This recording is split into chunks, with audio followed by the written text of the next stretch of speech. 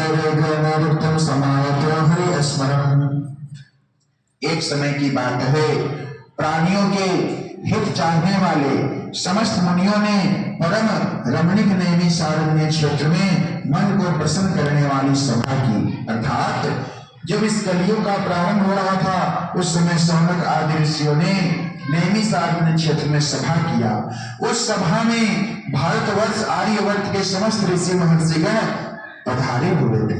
एक समय सर्वशास्त्रों के ज्ञाता श्री सूत जी से शौनक आदि मुनियों ने प्रश्न किया कि हे सूत जी महाराज, आप सभी शास्त्रों के ज्ञाता है, आपके समान वक्ता और आपके समान ज्ञानी दूसरा नहीं दिखाई देता। आप महर्षि वेद व्यास जी के शिष्य हैं, कृपा करके बताइए किस कली काल में कैसे मनुष्यों को हरि भक्ति प्राप्ति होगी, मनुष्यों में कैसे प्रेम उत्पन्न होगा, सभी कैसे आपस में मिलजुल कर रहेंगे, वह कृपा करके बताइए। क्योंकि कलियुग के प्रभाव से मनुष्यों में ईर्षा, घृणा, क्रोध, भेदभाव, ऊंच नीच हर प्रकार के तामसिक गतिविधियां जन्म ले लेगी। मनुष्य प्रायः अपने जीवन में मानवता के सिद्धांतों को भुला चुकेंगे। अतः आप कोई ऐसा तप या व्रत बताइए जिसके प्रभाव से कली काल में भी लोग आपस में मिलजुल कर रहे और सबके साथ मिलजुल कर रहते हुए अपने मानव जीवन को सफल बनाएं। ऐसा सुनकर के सूत जी कहते हैं कि हे ऋषियों, आप सबने जो प्रश्न किया है, अब मैं उसका उत्तर बताता हूं। मैं सदैव आपसे उसी व्रत को कहूंगा जिस व्रत को भगवान लक्ष्मीपति नारायण ने श्री नारद जी से कहा था। सो ध्यान पूर्वक सुनिए। यदि श्री प्रथमोध्याय संपन्नम, बोले श्रीमन्नारायण भगवान की जय। श्रीमन्नारायण नारायण नारायण, श्रीमन्नारायण नारायण नारायण, श्रीमन्नारायण नारायण नारायण, श्रीमन्नारायण नारायण नारायण, श्रीमन्नारायण नारायण नारायण, श्रीमन्नारायण नारायण नारायण। अद्वैत प्रारंभ। सूत जी कहते हैं कि हे मुनिश्रेष्ठ, एक समय की बात है, नारद जी अनेक लोगों का भ्रमण करते हुए और इस पृथ्वी पर पहुंचे।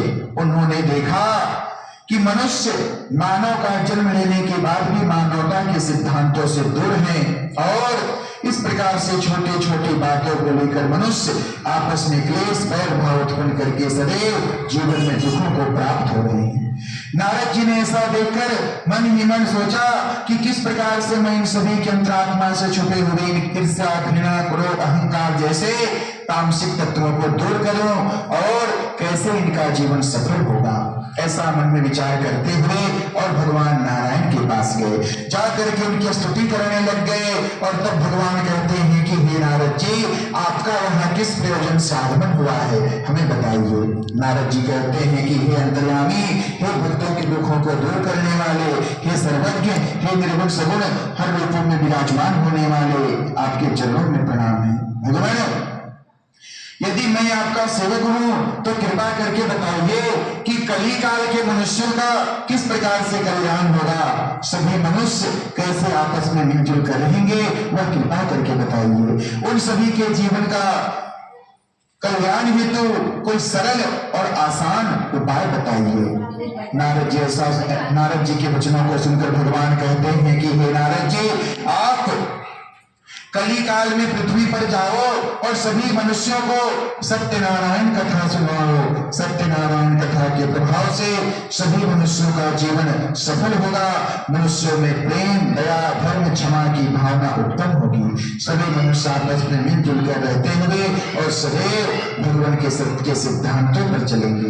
नारद जी कहते हैं कि भगवान, यह सत्यनारायण व्रत क्या है, इसकी विधान क्या है, कृपा करके बताइए।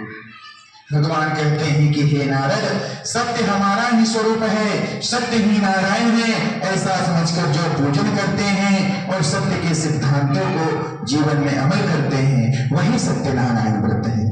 मनुष्य पूजन किसी भी दिन कर सकते हैं, उसमें केले का फल आटे से पूजन करें, आटे के चूर्ण का नैवेद्य तैयार करना चाहिए।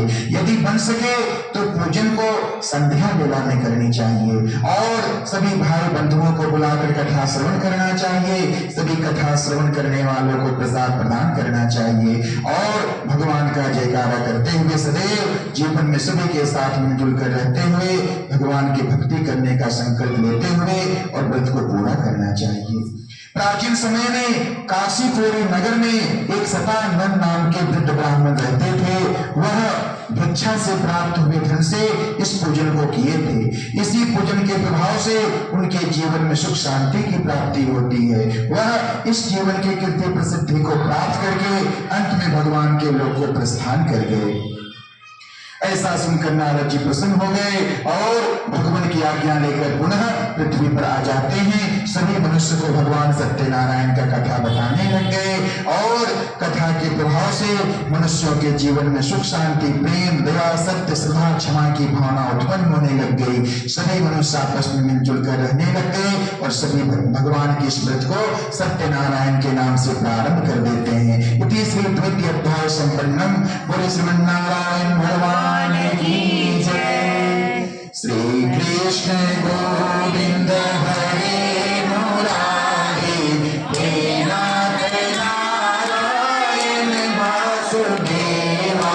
श्री कृष्ण गोविंद हरे मुरारी हे नाथ नारायण वासुदेवा।